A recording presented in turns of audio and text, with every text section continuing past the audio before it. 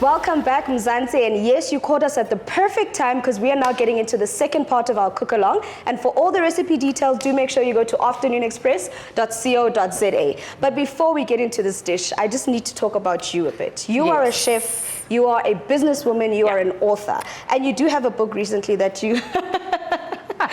You had to make sure you bring it here. Yes, please. What is this book about? What is it? What recipes can people expect from this? So in this book, to me, what I try to do is introduce myself to the audience because, you know, I think not many people know about me. So when you look at the book, it tells a story about who I am, where I come from, what inspires my passion for food, the type of food that I like. But then I use food to connect the dots.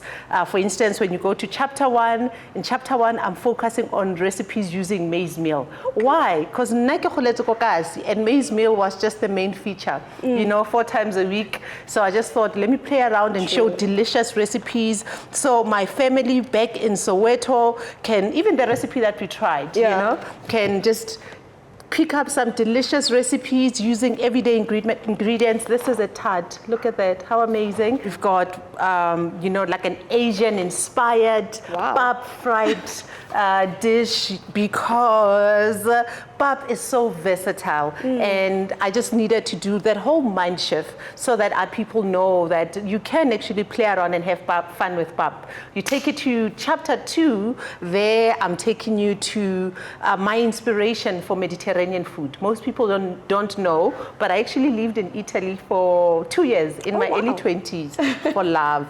Don't ask. Story for another day. Yes. Yeah, and then recipes continue. When you go to chapter 4, there I'm bringing all my foodie friends, my foodie community, the people that I love that inspire me, and they share recipes. I even have a doggy recipe because you know I am just obsessed with my little baby Uroki. I mean, look at that. This is a strawberry coconut cake for dogs. So all the doggy lovers can make this at home for their babies, and all the ingredients are actually dog friendly. Wow, guys. Yeah, so labor of love. That is amazing. I mean, that book for me, I think it just shows all the influences that make who Ndi is. And that's what we're here about. We're here to speak to Ndi, to cook with Ndi, to enjoy Ndi and her food and everything that you're about. Absolutely. So we are in part 2 of our cook-along. What is our second dish? So our second dish is Boerewors Shakshuka, also another recipe in the cookbook, like the first recipe in the cookbook, using everyday ingredients. This is a perfect one for breakfast, to lunch and dinner, or the morning after. You know, Maune, Barbie. Not that I know anything about Boerewors, but I know a thing or two about the right food just to get your body right after a heavy night. So let's get cooking. Let's get cooking in South Africa. Like we said, get all the recipe details on afternoonexpress.co.za. All right, Chef, I've got the Boerewors here. What would you like me to do? I need you to help me get it out of the casing and turn it into balls. Okay. So basically, I'm removing it from this casing that it's in and then pushing it out, making little meatballs basically of it. Absolutely. Okay. And I'm choosing Boerewors for this recipe because Boerewors already has a lot of flavors in it. You know, I mean, you've got your clove there, you've got your toasted coriander, we've got nutmeg, we've got allspice and black pepper. So if you try it with another sausage, just know that you won't get as you know, like it won't be as flavorful as it would with Boerewors. And that's also very economical, meaning you're saving on all those other spices because it's already spiced. Yeah, and we also love it. I mean, we all have Boerewors at home. I think it's one of our staples, go high. I mean, whenever we buy groceries, you cannot not buy wors. Because you can eat it with so many different things. You have it on its own, you have it with pap, you have it for breakfast, have it for lunch. There you go. I mean.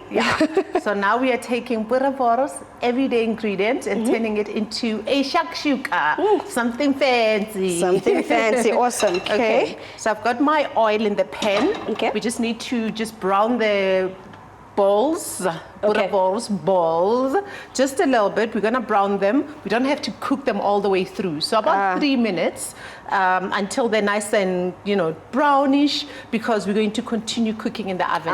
So this is one of those recipes that cook in the oven. I love recipes like that. So today we're making shakshuka. What was the influence behind this dish? The influence for me, to be honest, was just trying to find just special ways of playing with Boerewors. And I like to borrow from Mediterranean dishes. Yeah. So Shakshuka is one of those Mediterranean dishes. It's just a saucy dish made with some meat. All of it happens in one pot. Okay. Yeah, so I just thought with Boerewors, why not? And we are also going to use beans. I've got black beans. I do like black beans, but any type of beans really work for this recipe, except for your baked beans. Yeah. Because they don't have a lot of hold. They Okay. will definitely disappear in your sauce. Perfect. So now my Boerewors goes in. Okay. I'm also going to add a bit of garlic just to build flavor. Okay. Right. So everything with this recipe, to me, is going to happen in one pot. Yeah. Yeah. So in essence, what we're saying here, Koro, you don't have to worry about Dijon. Dishes No. are not a thing. It's a thing of the past. Can we forget dishes in Jan? Just for a little bit. Yeah, no, hey. Okay, awesome. So now all I'm doing now is I'm just brushing up our French loaf that's been cut up into nice little slices. And all we want to do is just get those nice char marks on the outside. I love that. And I think this is a perfect segue to what I want to ask about you. We've mentioned the chef part, which you're very passionate about. Yeah. We've mentioned the author part, and we've seen your book. Yes. But you're also a businesswoman. Yes, ma'am. You've had a couple of businesses. You've seen the ups and downs of life. Do you Yeah. want to maybe just fill us in on that? Oh, absolutely. I have seen things in life that I did not want to see. And experiences that I wish I could have skimmed on. But the reality is everything else that I've gone through has made me the person that I am. I've always been an entrepreneur. I started my entrepreneurial journey at the age of 27. Only started as a chef in 2014. Wow. So I was in fashion. I had 3 retail stores. I was actually one of the first black retailers to open at Melrose Arch in 2009. I mean, if my elders and my people in my hood were around, they'd do that typical thing when there's a celebration. Because you've basically broken the boundaries. You're doing things that a lot of young black people aspire to, and that's basically why we have you here. We want to know more about you and how our viewers can actually relate to you, and that's what makes it so amazing. Oh, you're a chef now, you're a businesswoman, you're an author. Yeah. You've literally gone through the most, and you are back with the vengeance, basically. Back with the vengeance. But let me tell you, the journey to being back with the vengeance wasn't easy. Because with my retail stores, fashion wasn't working out for me. I had a facilities management business. I was cleaning up in the precinct. I had buildings I was cleaning up. I was doing move-out services all over the Champagne North. And everything went south. I literally had to sell my home to start over. Wow. At one point, I was driving around town in a Porsche Cayenne. I had a Jaguar with a driver. I was that girl. And I had to sell all of that and move from being driven around to jumping into a taxi. Wow. Yeah, but I must say, I'm very happy that I chose to bet on myself because I took a risk. And a lot of people were saying, you can never sell your house. I had a house in Hyde Park. You can't, you don't sell property. Sold the house, packed up everything, took my little rock star, we met him earlier, as an emotional companion. We went to LA and to start over. So the idea for LA was to do research and maybe train in the culinary industry. I did a little short thing there and I felt overwhelmed being in a foreign country starting over. So I came back home and went to international hotel school. And all of this is from the money with the house that I sold. I mean, this dish is practically done because you've added now the relish to it, you've added the wors. What needs to go in? Because I feel like we did make one earlier.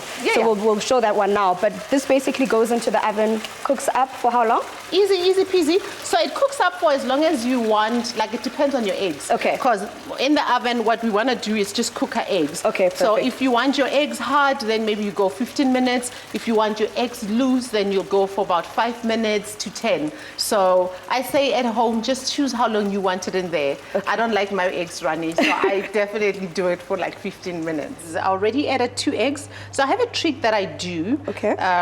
I break my eggs and then take about half of the egg white before I introduce it into the pan. And the reason for that is, if not, then the egg white just covers most of my sauce.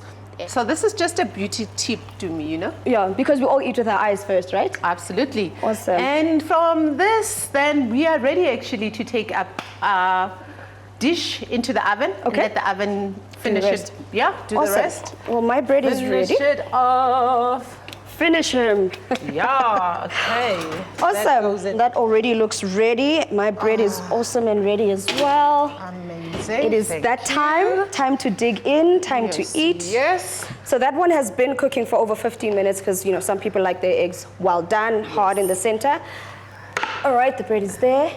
And we have another one for you because I know you like your eggs soft. Yeah, I do. I think we should bring it out of the oven. You can do that. And whilst Nti is doing that, I just want to remind you, South Africa, that if you want all the recipe details, do make sure to go to afternoonexpress.co.za for all the ingredients, for all the steps, everything that you need for these amazing recipes. This looks divine. But anyway, there's still a lot more coming up, so do join us after these.